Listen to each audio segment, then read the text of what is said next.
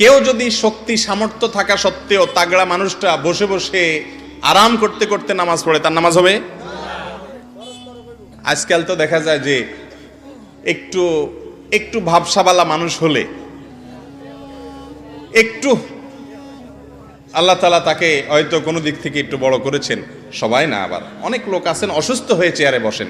কিছু কিছু লোকের কথা বলতেছে যে সব কাজ করে, লাফালাফি কুদাকুদি নাচানাচি সবই পারে মাশাআল্লাহ, কিন্তু ভদ্রলোক মসজিদে আসলে চেয়ার টেনে বসে।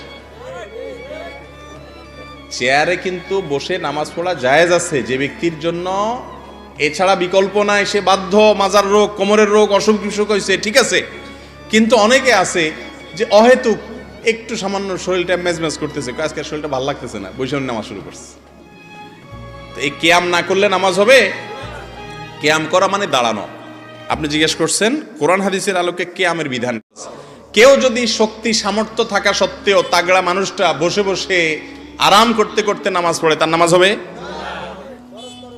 আজকাল তো দেখা যায় যে একটু একটু ভাবসাবালা মানুষ হলে